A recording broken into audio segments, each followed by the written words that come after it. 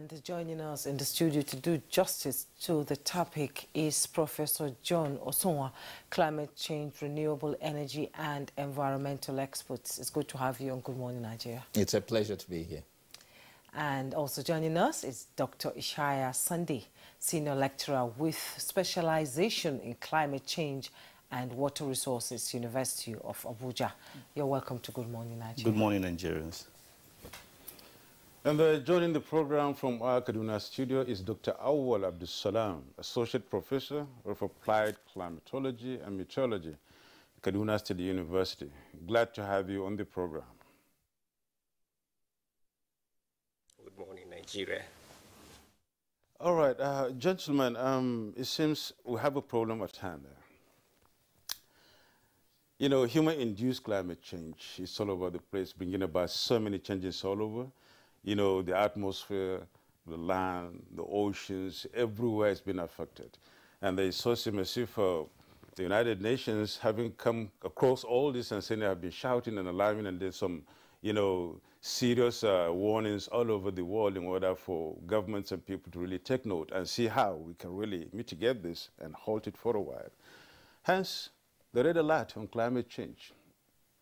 Let me start with you, Professor John Osonwa. What's really happening? Well, what is happening is for many, many years, we have been sounding the alarm that the climate that we used to have is changing. Essentially, climate change basically means that the climate is changing, and for the most part, for the worse. Now, over the years, the UN has been gathering reports dealing with the connection between human activity and climate change. There was a previous report in 2013, and in that report, there was still some doubt as to the nexus. But this report makes it crystal clear. It is unequivocal now that climate change and human activities are interconnected. As we are pushing for greater industrialization, we're putting out more carbon dioxide and other greenhouse gases into the atmosphere. It is warming up the climate. Currently, we're putting about 30 billion tons of carbon dioxide every year into the atmosphere. We're also looking at the atmospheric concentration of carbon. It has reached crescendo now, over 400 parts per million. So historically, when you have high concentration of carbon in the atmosphere, you're going to have extreme weather events, you're going to have heat waves, you're going to have drought, the things that we're seeing now. So this is the first time in human history that the United Nations International Panel on Climate Change has looked at the issue. Over 14,000 reports submitted, over 200 scientists contributing, 3,000 pages, and said conclusively, this is code red. We need to do something drastic. The situation is intensifying, and we are not doing enough at this point. Let's establish it very well. When you mention carbon dioxide at the very, ordinary level, I mean, is it just caused by carbon dioxide alone, or are there other causes? Well, climate change has a myriad of causes, but we're looking at greenhouse gases. You have, of course, carbon dioxide is a major contributor in terms of volume. You have methane gas. Methane, we don't have as much volume, but it is so potent. Previously, we thought it was only about 23 times more potent. But I'm looking at reports this year saying that it could be as much as 80 times more potent than carbon dioxide. We have other gases that we're putting into the atmosphere. So, but all these things are coming primarily from burning of fossil fuels, from industrialization that is not being done in a green, sustainable manner, and it is becoming overwhelming in terms of its impact on our climate, in terms of its impact on regional, on coastlines. Some of the islands are almost being submerged by water now because of sea level rise. The Arctic Circle is melting at a very rapid pace. We've lost about half of the volume used to be the size of Africa, about 30 million square kilometers. Now it has shrunk to about half its size. And all that water feeds into our primary oceans, the Pacific, the Atlantic, the Indian Ocean. They are getting more volume, and that translates to higher sea level in all our coastlines, including Lagos and the Niger Delta region. So everybody is impacted. Then when you go into the north, because of rising temperatures now, we have more desertification. We are losing 3.5 kilometers of land every year in the frontline northern states now. It is making the ground so aridified that you can't grow crops anymore. So, okay, thank you for your opening comment there. Let's now join Dr. Ishaya Sunday. Human beings have been playing for climate change in Nigeria, in the world over, and especially here in Nigeria. Let's give us an understanding of what it means. People causing all these problems to our climate, to our environment, do they really understand the impact of the change on our atmosphere? Yeah, generally, when you look at the way Amana people approach the environment, it is glaring that they have little knowledge, or they seem not to even believe of the situation, of the alarming nature of climate change, particularly the developing world. Though most of the problems are caused by the fast-growing economy in the world, like China, Japan, Brazil, where high level of industrialization is emitting carbon monoxide, carbon dioxide maintained into the atmosphere. And the people that are highly affected are not even knowledgeable about all those things. In the developed world, in fact, even some, if you remember the issue that surrounded Trump, he never believed on issues that have to do with climate change, and most of his followers just go away with it. Leading to the withdrawal in 2020? Yes, 2020, yes. How did it impact climate change, yes, the withdrawal because of the US? The withdrawal means that you don't give it attention, you don't believe in it, so your attention is not on it.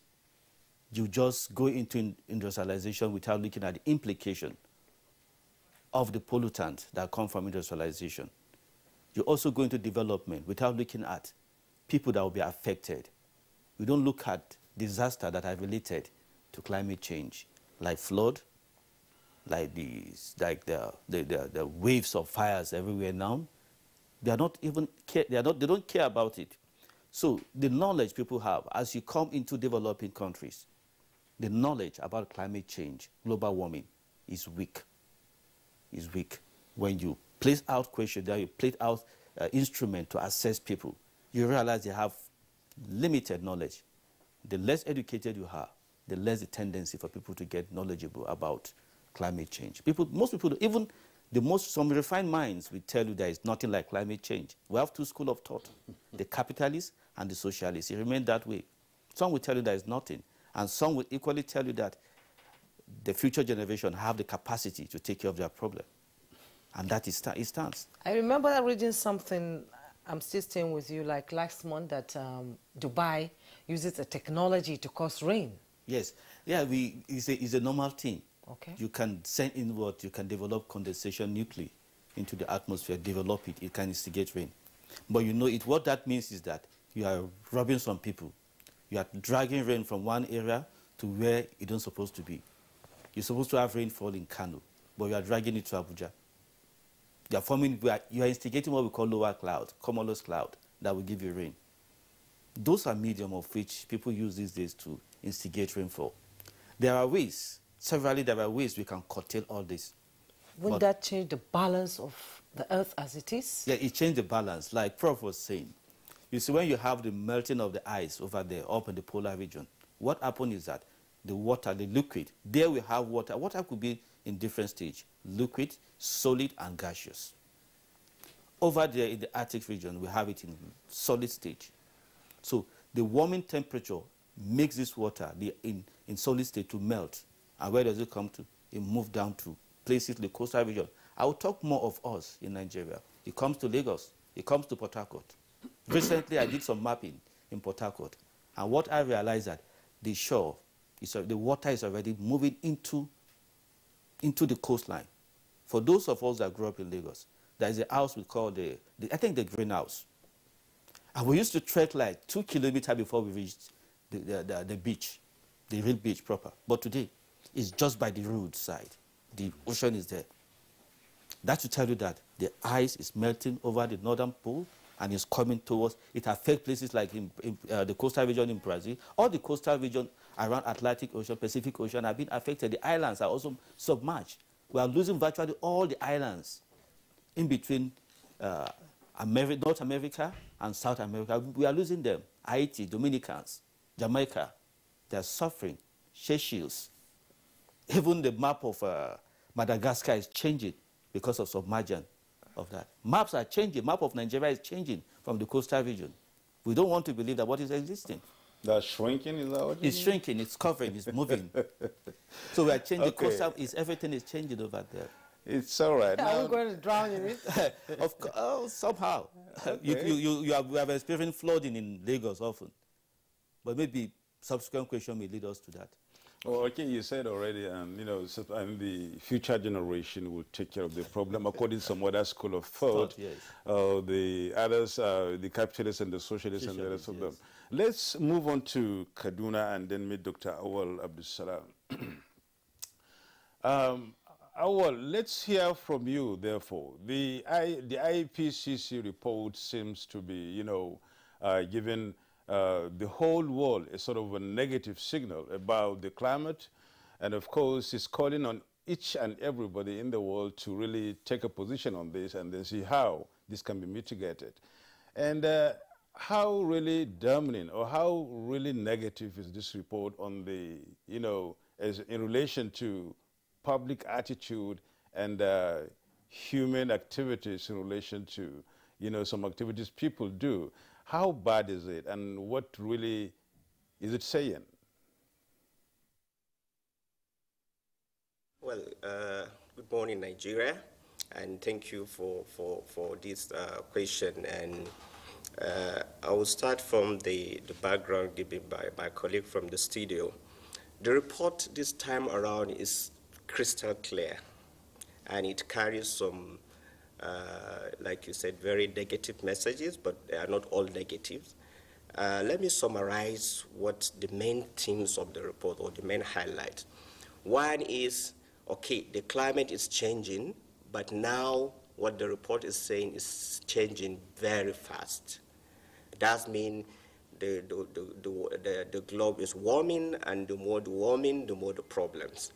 Number two, what the report is saying is that this warming has reached a stage that some of the problems that we are going to observe, we've already committed the atmosphere. Example is the sea level rise. The sea level rise, even if the entire world decided not to infuse any carbon into the atmosphere, we're going to see melting of the ice in the next 100, 1,000 of years.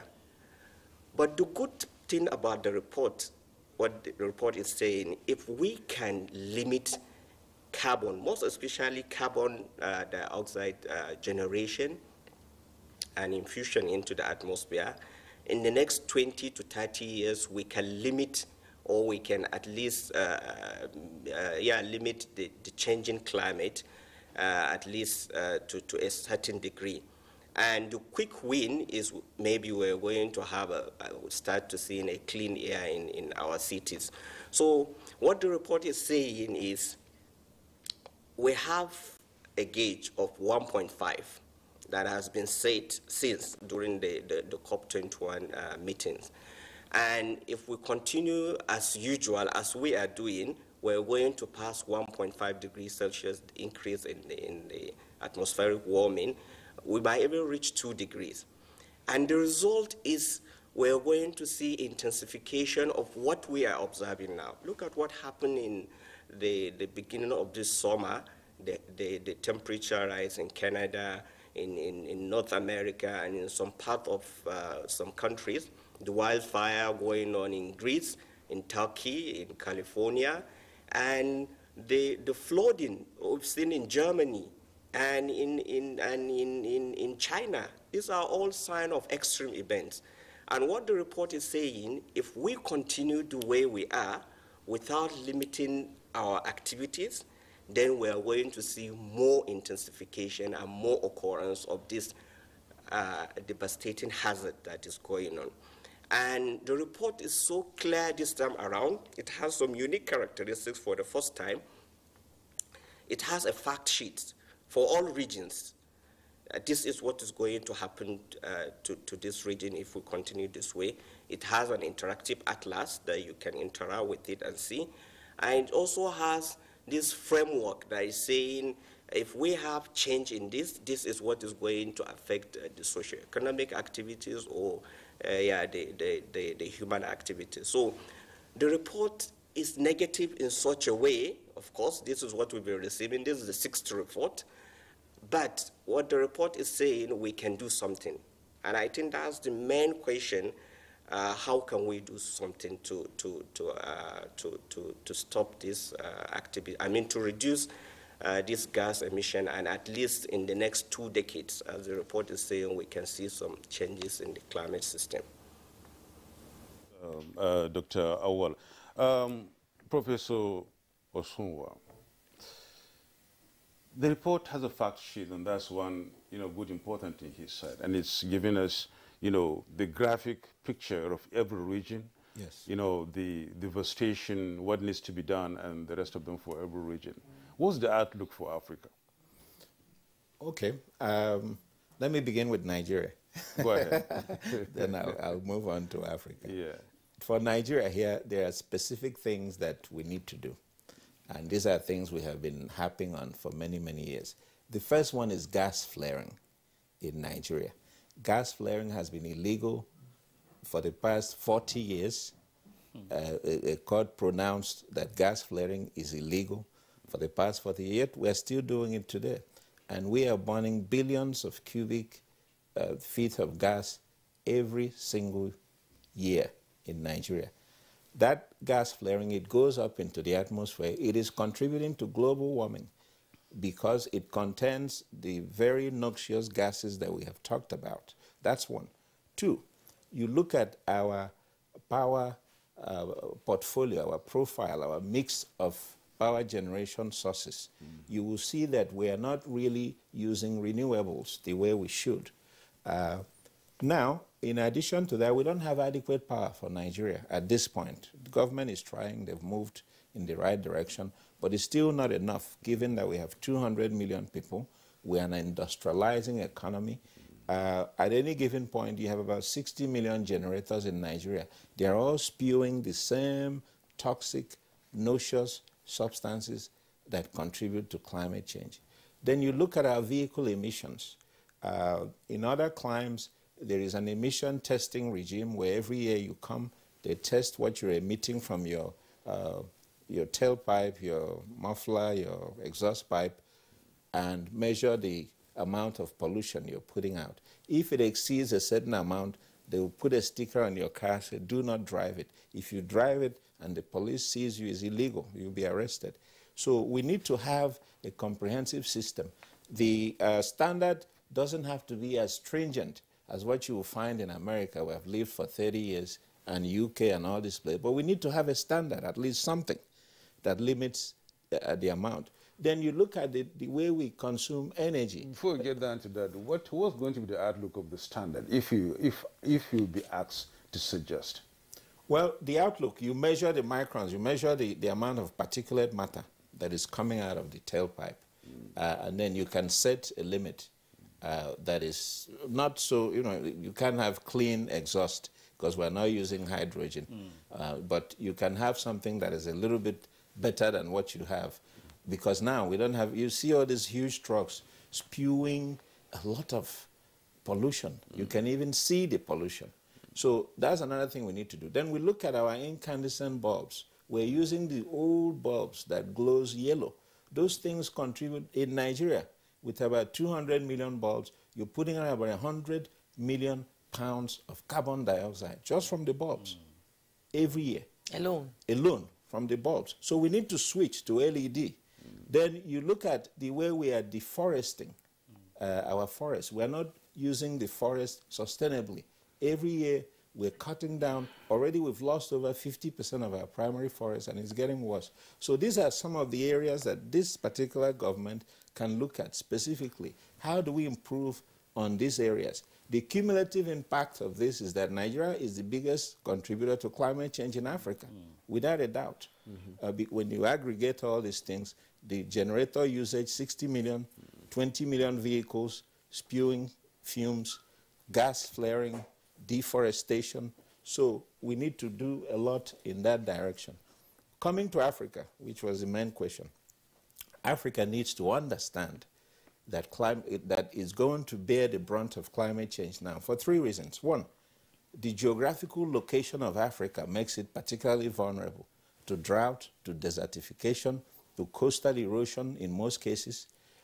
Then you look at the way that we live, our livelihoods, our sources of income are tied to agriculture. Over 70% of Africans are involved in agriculture. Then you look at fisheries, you look at forestry, harvesting forest resources, tourism in some cases. All those things are very vulnerable to climate change impacts, unlike some economies that are relying on technology and artificial intelligence. These ones are labor intensive. They involve a lot of interaction with nature, with the earth. So we are vulnerable. Then the third reason Africa is very vulnerable is because of weak governance structures, poverty in most cases, lack of technology, lack of resources to deal with mitigation and adaptation. So there's a lot of work to be done. And this is what I always tell people. Climate change is not some abstract construct that you cannot measure. If you look at the way we're living now, we have weather variability now in Nigeria. People don't know, there's no clear delineation again between rainy season and dry season. So sometimes farmers get confused. You see a little sprinkle of rain, you go out there, you plant, then the heat comes back and the whole thing is wasted. And then the heat increase is also contributing to agricultural losses. In transporting your tomatoes, your perishables, we lose a lot now. We don't have as much water as we used to have. You look at the Lake Chad region, 30 years ago, Lake Chad used to be 25,000 square kilometers. Now it's less than 2,000, over 90% shrinkage. And people are being displaced. You look at headers, they used to have so much arable land and water resources. Now, top of Nigeria and the Sahel region, that whole region has dried up. So it's leading to forced migration, refugeeism, and conflict as people struggle for scant resources now. So this thing is real. You look at the coastal area, I saw a bus for the first time in Lagos, inundated, people sitting on the bus, almost swimming inside their bus. That's never happened before. We've seen flooding, but never like that. So this is real. Indeed, it is real, and a fact, sheet that is sort of scary. Code red sounds like just when COVID-19 was declared a pandemic. Let's look at the agreements of the United Nations Framework Convention on Climate Change, which states that each country must determine, plan, and regularly report on its contributions. Tell me, Dr. Sunday, is there a specific or uniform emission target for everybody, or every country has its own? Yes, there is a uniform target, but when you go back to the countries and you look at their performance, some countries violate it, particularly China. They don't even follow up the agreement. They live by their own standard. They raise their own bar. And they try to, as they want to catch up, they want to build up development or industrialization. The tendency for them to maintain that bar is no longer there. And that is one of the key problems of which we have. And measurement, some countries cannot even measure, cannot even assess what they emit, how they emit. The standard cannot really be monitored. Who monitor who monitor what, and how do they monitor it in various countries in the world. The problem is much in the developing countries, where capacity and competence to measure all those things are not there. Though there are facilities, some satellites, you can use that to measure all those things, but records are not properly kept. If you come to countries like, I don't want to say my country, like Nigeria, how do we actually get this record compiled? Much more other countries that are weak in capacity and competence, that their level of technologies are weak. The tendency for us to get these reports, this agreement met, or the required quality of data is not there. So it is actually a major problem in the world. In places like Canada, like United States of America, you can easily get this. But when you come, records are things that are not readily available. You don't get them. So we just work based on mere say, sometimes not based on real research finding records to solve this problem. It has been a major problem so far. And stakeholders are debating that the effectiveness of the agreement is not being felt. Is that what the world is telling us now? Yes. If you look at stakeholders are always debating. But when you debate, according to, if you look at Antonio argument, it is not all about the debate. It's all about implementing what they have debated upon. How effective? When countries go back, when after the convention, after summits, when you go back, what do we do about implementation? If you come back to Nigeria, who are the people responsible? Who are the people saddled with the responsible of tackling this issue of climate change? You can't bring out, you can't say, this is the particular agency or ministry. You know? So there should be a kind of symbiotic relationship. You know, if you go to National Assembly, there is a Committee on Climate Change. If you go to Ministry of Water Resources, there is a unit on climate change. There should be a kind of a general organization where there will be a continual assessment. Nigeria will meet, assess, then they will report back. You know, then the same thing happened in several countries. You do that, with that you can have a clean sheet of report when you are presenting. And then you can have effective way of solving some of those problems. But without a comprehensive knowledge, you know, you can't solve any problem. But everybody is just doing his own thing everywhere. Some states are doing their own.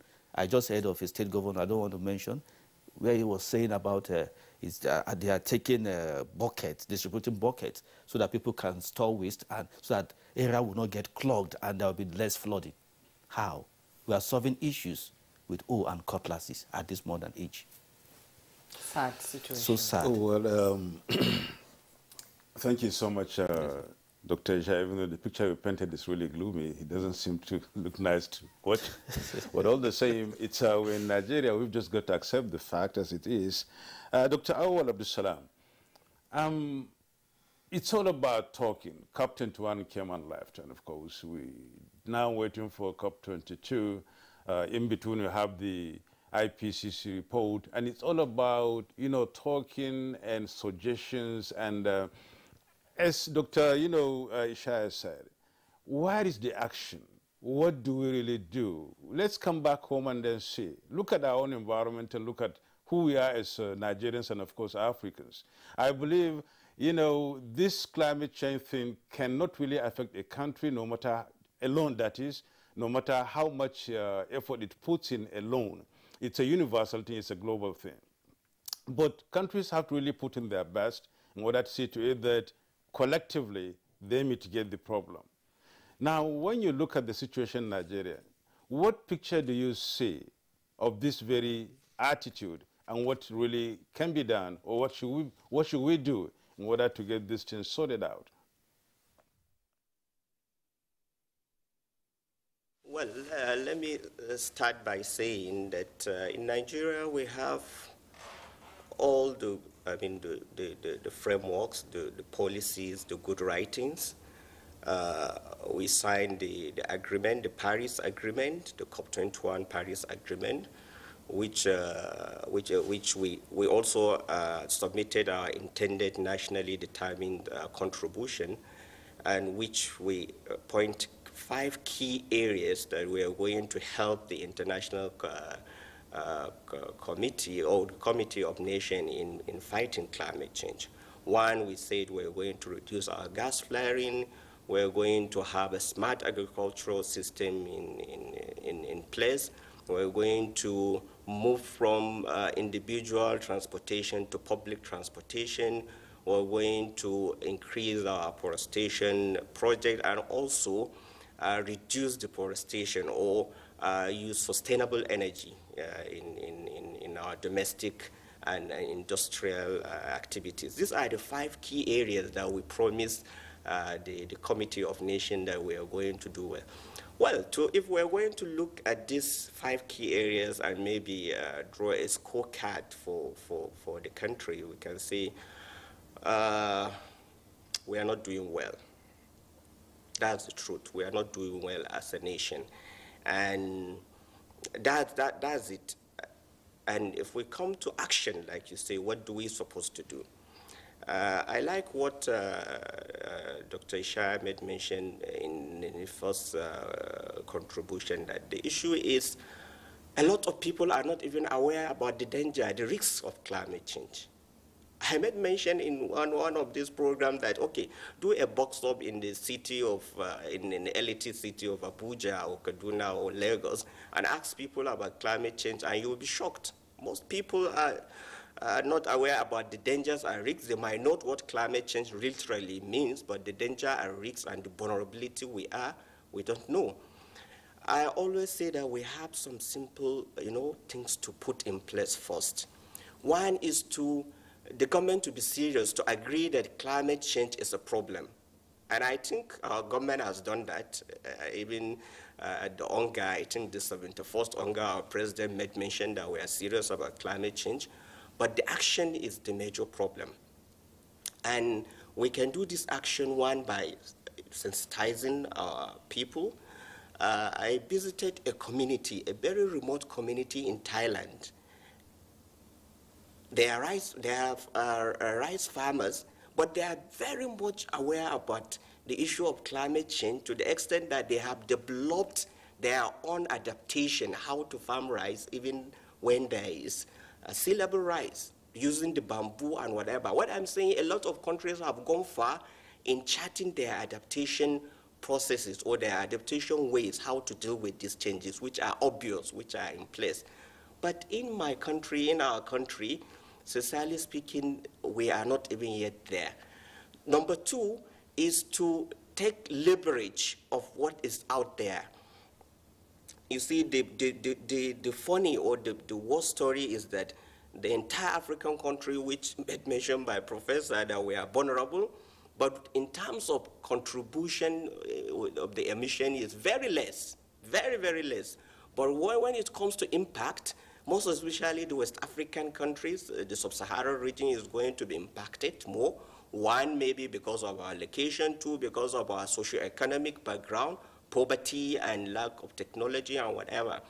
And that is why most of these culprits, there was a serious negotiation that they are going to produce a fund, $100 billion fund for countries like Nigeria and other countries to access, to use it either for their technology development or for reduction of emission or for sensitization and whatever. Sincerely speaking, we are doing very, very low. A country like Burkina Faso and Nigeria are accessing these green climate funds, but hardly in Nigeria we do that in terms of government or in terms of organization. So when we are saying we are talking about action, I think we really need to do that. We have the structure in place. We have a Department of Climate Change in the Ministry of Environment, which are saddled statutorily with the responsibility of assessing impact and charting way for what we're supposed to do as a nation. Again, it's not only about the government, it's also about the people. We all have to do, put hands on deck to see how we are going to deal with this issue. I always say that we should focus on adaptation more than mitigation and also emission. We emit less, so we are going to mitigate less. So our major problem is to know how to adapt with these changes that are obvious. Going to stay with you. It's obvious that Nigeria is quick to sign on dotted lines, in any agreement. And when we come back home, it is business as usual. We have a large population practically exploding all over the place. How can we use our population to mitigate or reduce gas emission through education, information, and awareness? In other countries, there are penalties when you break some of these laws, like felling of trees and not planting another one. What is happening in Nigeria that we cannot stand firm on the resolution that we need to look into climate change before it eats us up? I think the major issue is implementing our policies. And let me give this example. Sequel to this agreement, it's a roadmap or a very beautiful document by, I think, the Nigerian Petroleum Corporation about how to make the propane gas, the domestic cooking gas, available for, and accessible and affordable to all households. But what is happening currently is this gas is even increasing in terms of prices. This is what we are seeing. And I have said it, that we should forget about all this issue of using briquette issue, because we depend solely on fuel wood in our cooking. I always give statistics. Just last year, we have this research that in the city of Kaduna, 86% of households in the metropolitan city of Kaduna are using fuel wood for their domestic source of energy in terms of cooking. Well, you can't stop people from cutting down the tree because they must live, they must eat food, but you have to provide an alternative. This alternative, we are saying the sustainable and affordable alternative is to provide the propane cooking gas, and then now sensitize people that this is the best for your health, this is the best for your environment. But what have we done? I thought after that beautiful document, the implementation will come, and then we'll see more proliferation of using cooking gas, which most people have adopted. Before, there is this, phobia for using cooking gas and fear, but most people have agreed that, okay, we are going to use the cooking gas. But where is the cooking gas? A kg now is about 500, which definitely is not affordable for so many households. So, yes, as a people, 200 people, we all need to contribute, we all need to do something. But as a nation, when we have a policy beautifully written, let's make sure it's been implemented. And example, I will stick on this issue of cooking gas.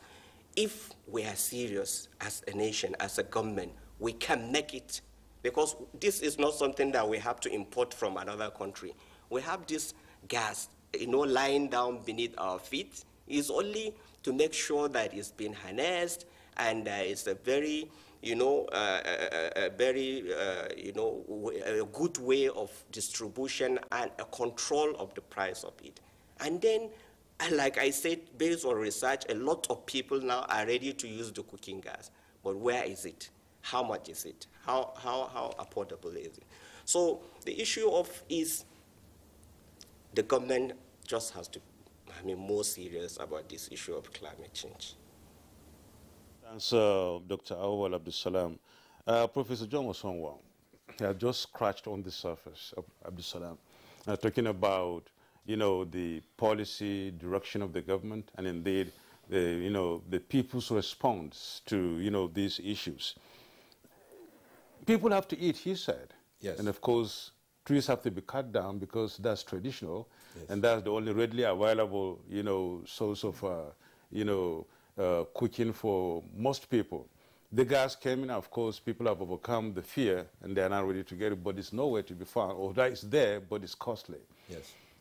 There's the issue of, the vehicles you mentioned, over 20 million vehicles in Nigeria that could, go a long way and contribute significantly, I must say, in this global warming thing through its exhaust and the rest of them. But still, the government has come up with this alternative fueling system through the gas, which was launched maybe months ago by the Vice President. And these are all initiatives that are really pointing towards the right direction in trying to mitigate this problem. What would you say, further in this regard, in trying to get climate change addressed much better in Nigeria by the government and the people? See, I agree with him that our problem is not in the rules and regulations and laws or the legal structures in place. As an adjunct professor of climate change and environmental policy, I have seen so many laws, so many regulations. NESRA handles the regulations. NESRA has dozens of regulations. I even rewrote one just recently dealing with e-waste and the electronic sector. The laws are wonderful. What is bedeviling us is enforcement, as he said. I always say if you want to have a very effective environmental protection regime, you need the triple E strategy. What do I mean by that? You need enactment, and that subsumes your laws, your regulations, your bylaws, whatever you call it. I call that enactment. Then you need education. That's the awareness creation, subsumes what we are doing here today, reaching out to the communities, translating things into their languages. Then the final one is enforcement. That's the triple E strategy. If you want to have a very robust, very effective, you must be very good at all these three things. We are very good at enactment in Nigeria. I'll give Nigeria A on that one because I've seen it myself. You'll be part of it. Thank you. When it comes to education, we're maybe at a C. because we're not cascading it to the grassroots, or if we are trying to, the message is not sinking in, as my brother pointed out. But the final one is enforcement. We don't have enough political will. How much are you giving us in enforcement? Well, I would say it's C minus. Okay. So we don't have enough political will in some cases to do what is necessary. Look at the issue of gas flaring that should have been stopped. And then I'll come back to the issue of gas flaring because it ties into what I was saying about the cooking gas. Then you have we are not devoting enough resources. You know, that's always the problem I have sometimes. Our budgeting scatters funds in so many directions. I've always said, why can't we say this is the year of climate change? No. This is the year of roads. This is the year of railway. This is the year of whatever else we want to have. Yes. So you devote like 80% to that. Then you just will achieve more. But every year, everything is scattered. And you don't get to your really optimal point of achievement. So getting back to what I was saying, with this issue of gas flaring, you see, we are flaring enough gas to provide enough cooking gas. If you just tweak it a little bit, we are burning. Flaring is just burning. It burns off. You don't use it for anything. So if we can harness that gas we are flaring to offer cooking gas to Nigerians at a subsidized rate, everybody will move. It will clean up our environment. Interestingly, if we do that, we can attract funds, carbon credit funding. There's a lot of carbon funding. When you decarbonize your economy, you reduce your emissions, you can get funds for it. Okay. The NNPC just got about €1 million for doing some things differently in carbon credit funding. So it's life. Then you look at what the gas can also be used to provide electricity. We are suffering because we don't have enough electricity in Nigeria now. We can use the gas. So this is a situation where you can turn what is a problem into a serious opportunity and benefit. And we need to do things like that. Government is trying, but we need to ramp up enforcement. We need to become more sincere about what we're doing and leave politics out of it. Talking about the gas, you were going to talk about gas flaring, about the price of gas. Yes. If it's expensive, how can the common man be able to access it and not go back to the bush to cut down the trees? That's what I was saying. Government can subsidize it. We're subsidizing petroleum for rich people, for big boys. For years, isn't it? Trillions. So we can do it for the poor. We can do it for the poor people. We can subsidize gas so that everybody has access. As I said, if we do that, it will actually be a net benefit to Nigeria. First of all, you're going to have improved health because we also have research showing that this wood cooking, it affects women. It leads to all kinds of problems, asthma in children, pneumonia, pregnancy complications, because they're inhaling so much smoke within the household. So that's another issue. So if we can harness the gas, it can be subsidized. And that's one of the things governments are doing now. If you want to transition to a green economy, you must be willing to subsidize. And what we're seeing now is if you make the initial investment, within 10 years, you will now achieve a higher GDP than business as usual scenario. So greening is actually a good thing, but you just have to be a little bit patient with yourself. It creates more jobs, creates green jobs, and it also upskills your work base. Another thing we're doing, we have so many young people in Nigeria. Preponderance of our population are the youths, and we can involve them in tree planting, we can involve them in environmental projects, cleaning up our gutters so we don't have flooding, and even building embankments on our coastal regions, which is what we need now. If you want to checkmate the onslaught of the ocean and erosion at the coastal regions, you can build what we call levees, barriers, so that people have warning before the flood comes in.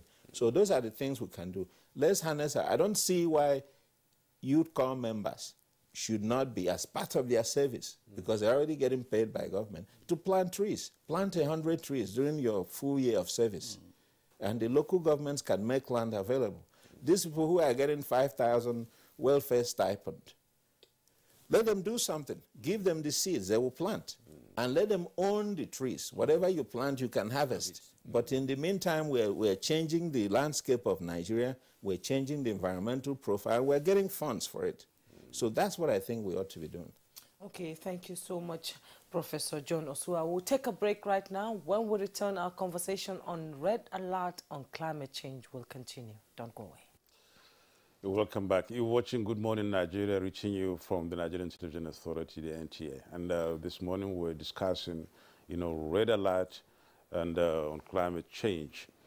Let me get started with you on this segment, Dr. Sunday. Yeah. The picture hasn't been that very good. Of course, there is much more to experience in the years ahead if actions are not really taken.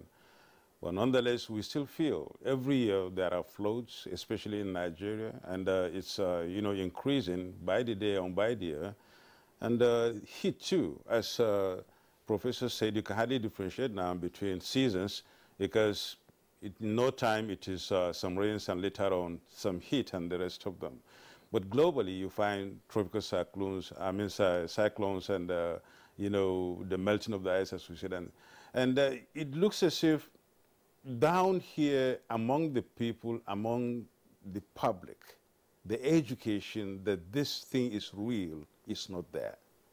And if at individual level, people don't seem to really appreciate the situation and act individually before we get to act collectively, there's still a lot to be done. What's your take on this? Yes, my take is, you see, at individual level, we still have to do a lot. We just carried out a study recently in northern Nigeria, and we got to realize that the major form of dissemination of information is just through the normal radio, transistor radio. So a lot of jingle need to be on air by the agency for orientation in Nigeria. And we just have to understand that climate change has come to be with us. The problem is there. We are committing our commitment, our contribution to climate change is minimal. Yes, like my friend Awa said, the major thing is adaptation. Some of those problems of which we talk about, I don't actually see them as so much problems. We can convert this problem into resources. You see, we have two major rivers. We have River Niger, we have River Benue. You see, there is this rice they call Lake Rice, Lagos KB Rice. We can convert this problem. You know, the water comes from Futajalo Island through River Niger to the confluence town. It comes down from Mambila Plateau down to the confluence. It causes problem there. But because the ocean is already submerged, the water cannot move into it.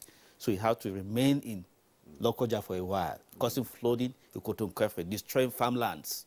A lot of rice farm destroyed. Now, the government is complaining that about 70 to 90% of Lake Chad has shrunk down. We have Kashimbila Dam. We have Shiroro Dam.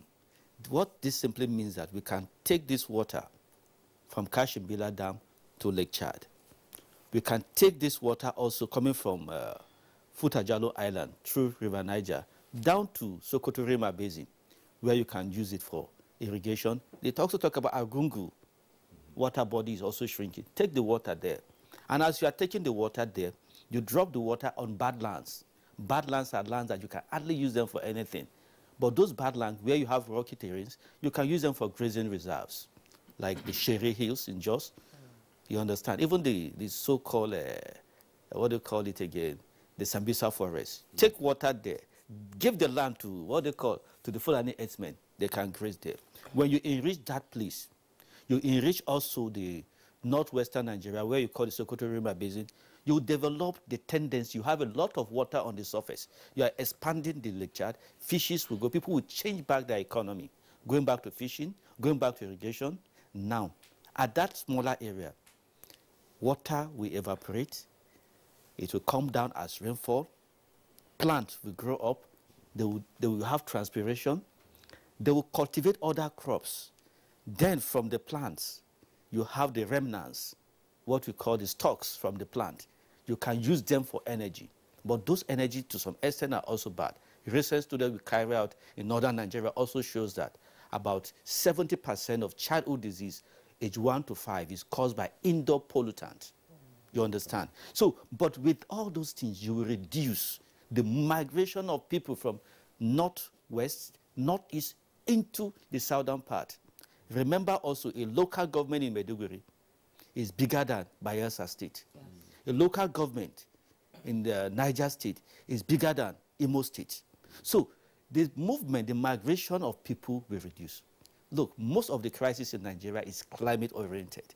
If you check the Sustainable Development Goals, 1 to 17, all of them, that is why they were so wise, that their target is to tackle poverty, tackle hunger, in the face of climate change, knowing that the only thing that can jeopardize every effort of United Nations is climate change. Take it or leave it. That is just it. And again, it is also be exacerbated by what? By COVID-19.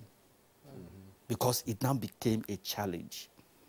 So the only thing, if you can make water available to the average northerner in Nigeria, and average northerner is not a lazy man. Because you cultivate in Maiduguri, where you have the Sahel, they only cultivate for just 2 months. And that is highly affected. You talk about the flood in that area. You understand it's a flash flood. What causes that? The land has been covered. The pore spaces in the soil has been covered. So water, when it comes, it could not penetrate. So when you cut that soil, just half a meter, it's still dry.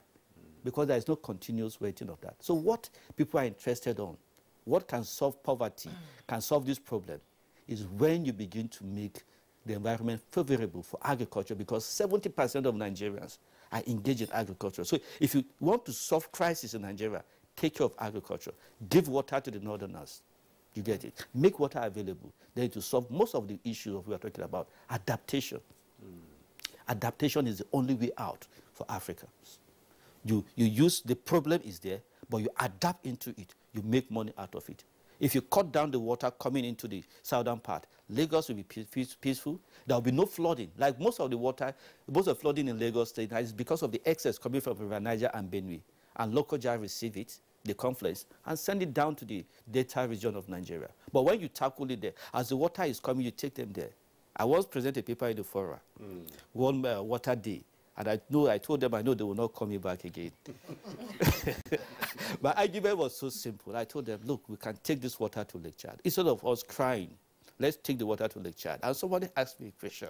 And he said, so funny, he said, it is a multi-million naira money sending this water to Lake Chad and taking it to Sokoto Rima Basin. And I asked him a question. When you are taking crude oil from Niger Delta to Kaduna State, it wasn't expensive. And that stopped it. So if we want to change, we can convert it into... Look, there are places in Kano like Wudil, like in Kebbi. Like the rainfall in Kebbi is increasing. Based on the recent analysis I made, it's increasing. And why? Because of this cultivation of the rice. And from the plant, from the rice, water is going up and coming back. You get it? And again, I took a study, I carried out a study also in the Kenya local government in Kogi State. And I observed that the vegetation is increasing against the backdrop that vegetation is depleting in Nigeria. When I checked, I tried to understand. I went down to check myself, doing what I call ground truthing. You know what I observed? They are converting their farmlands into cashew plantation. For those people from Kogi State, you agree with me? So if you go to the north, if you take 1 million northerners to Kogi State and let them see how an Igala man will sell his cashew for millions of, for thousands of naira, and you're not giving 20 seedlings of cashew and plant in his farm, with his heart, with his life, he will protect that cashew tree. So instead of planting neem trees in the northern part as windbreakers, plant cashew trees and tell them this is important. They sell the cashew. They will tell children to come in the future. They will tell their children this is the benefit of cashew nut. And the children want to plant 1,000. The next children want to plant 1,000. Before you know, we have green in our northern part of Nigeria. Those are ways, sir. I think that will help us. Indeed, I can see Professor John also was smiling, you know, and, you know, enjoying the conversation. Actually, you know, they say hunger, disease, lack of water, and climate change, which is causing all these things, and our huge population, like he has outlined. How can we use it in such a way that we can change the narrative, like other climes are doing? As I've said before, we have one of the greatest resources any country can have, and that is in our vibrant youth. Instead of using them for political expediency and dumping them, let us make them an integral part of our development. Luckily in Nigeria, most of the other countries in Africa, they don't have a youth corps service. We already have over 1 million youths conscripted. Let us use them to fight climate change. The original intention of the NYSC cannot remain the same after 40 or 50 years. We need to adapt. That's what it's talking about. Adaptation implies using the resources you have in a different way, with different thinking, innovation. We need to deploy them to help us fight climate change. Tree planting, reclamation of land, rechanneling of water systems can be done to a large extent if we mobilize our youths to do that. So that's one way we are going to make a difference. The other way that we need to really look at what we're doing is we need to involve the private sector and individuals more. Even this tree planting exercise I'm talking about, there is no reason why the government cannot set aside 2 or 3 days. We have World Environment Day, we have World Desertification Day, we have Children's Day. All these days can be set aside. And everybody in Nigeria will say, we're going to plant 1 or 2 trees today, all of us, from our president down to 2-year-olds.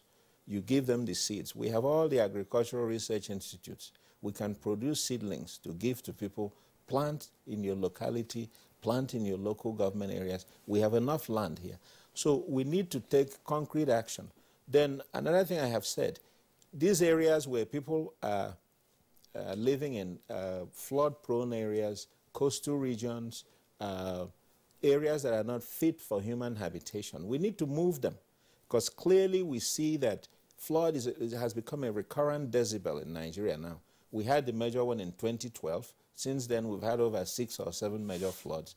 So that tells you that the norm has changed. So people need to be evacuated along the river banks. We can use that, as he said.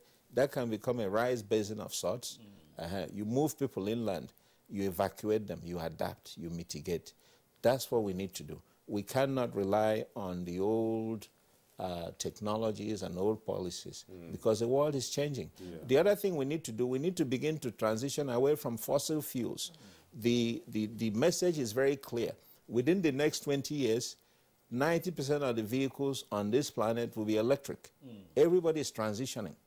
So, and if you're selling the fuel that is supposed to power the vehicles and they are not buying from you, what happens? The economy crashes. So we need to begin now to transition. And it's very easy for us. There are biofuels we can harvest from our resources here. There are other technologies we can use. We can use micro-hydro. There's even something called micro-hydro now. You don't need a huge expanse of water to have hydropower. So those things will help us a lot. and we need to begin now. We don't want to be caught unawares. Okay, Prof, thank you so much for that elucidation. Dr. Awal Abdul Salam, you've had the two, guests here talking, and of course, I'm specifically talking about Ishaya Sunday, who provide some great, ambitious solutions here, talking about the utilization of the water resources of Nigeria, the rivers and the dams we have. I don't know if you really agree with that as a suggestion, and we're looking at this as a very huge project. I think we should start looking at the private sector in this regard. How do you think the private sector can come into the mitigation of climate change in relation to what Dr. Ishaya Sunday said, and of course, what Professor Jonas Anwa said? Well, thank you for adding that dimension into the discussion. The private sector in every economy, big or small, have a lot to do, but in terms of their investment, developing their investment, and in terms of maybe corporate, helping their community or the country. Yes, climate change is like a cause, a negative. That's why some activists are calling it climate crisis, but there are a lot of opportunities in it also. Opportunities of investment, opportunities of, expanding the economy. The example made mention a little adjustment by our National Petroleum Corporation and them €1 million, and we can use a lot of simple, activities to earn the carbon credit. So the private sector can invest into these areas of provision of sustainable energy. I know there are a lot of investment coming up, most especially in terms of solar energy, renewable energy, and they can invest also into the issue of reduction of emission and earning the carbon credit. The major question is, after the investment, what are they going to get out of it? We have a lot of challenges in the country. Investment in the issue of mitigating climate change is the same as investment in any sector. The issue of insecurity, the issue of available facilities to facilitate that investment, the issue of certainty in the investment, and the issue of continuity of policy. These are the major challenges I'm sure every investor will look at it into. But it's a very fertile land, very virgin for investment. Like I said, a lot of investment is going into the issue of renewable energy, most especially the solar energy. And I think a lot of people are accepting or adopting the issue of solar energy, despite the fact it's still expensive. So for private investors to feel comfortable to come in and invest into this climate fight with the intent of even making profit out of it, but and at the same time helping the country, there must be a laid down, a very good atmosphere for their investment, like from the government, the issue of changing, maybe just a little bit of change of policies in terms of taxation, in terms of provision of security, in terms of provision of policies and framework that will enable or will empower this investment into sustainability. These are the major issues that the government have to look, and then will attract investors to come in and invest into this issue of climate change. A lot of opportunities there. Okay, thank you so much, Dr. Let's come back to this issue on a final note. Let me get your closing comments there. Let's talk about the positive. We've been, painting, a very scary situation out there for everyone. Let's talk about the positives, including job employment for our youths and anybody who wants to key into the initiative, and curbing insecurity if this is implemented, and of course, using renewable energy, and of course, curbing insecurity. What do you think? Yes, if we take action, a lot could happen. As I said, our GDP within 10 years will be better and cleaner and greener. We have also seen, based on research we've done, that if you invest $1 or 1 naira in cleaning and greening your environment, within a short period of time, you reap about $40 or 40 naira benefit in health benefits, environmental benefits. So it is a good thing for us to embrace sustainability. But as we are seeing, very soon we wouldn't even have the option. That's the message we are passing. We still have the opportunity to do something now, but very soon we are going to have diminished opportunity for action. Are you saying climate change is irreversible now? No, I'm saying that we're reaching, remember the red alert? Yes. We've reached the red zone now. Very soon we'll fall off the cliff. So we want to reverse that trend from yellow back to green in the next 20 years. Okay. And the way to do it is to have serious action. Yes, a lot of countries put in their pledges, they want to do stuff, but we need real action. We have the manpower to do it in Nigeria. And in some cases, we have the resources, we have gas to change what we're doing so that we can have a better future for the environment and for our children. Okay. Thank you. Oh, well, thank you so much, Professor John Osanwa. Professor John Osanwa is a climate change, renewable energy, and environmental expert. We thank you so much for coming on this program this morning. Thank you. And Dr. Ishaya Sunday, Senior Lecturer with specialization in climate change and water resources, University of Abuja. It's our pleasure. Thank you so much for having me. Thank you so much. Thank you, sir. Awal Abdul Salam, it's our pleasure being part of us. Abdul Salam is an associate professor of applied climatology and meteorology, Kaduna State University. We thank you so much for appearing on Good Morning Nigeria today.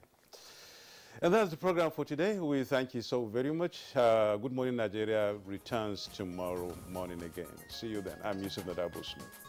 And I'm Juma Yusuf. Don't forget to step up, be a star, join NTA in the war against rape and rapists. Do have a wonderful day.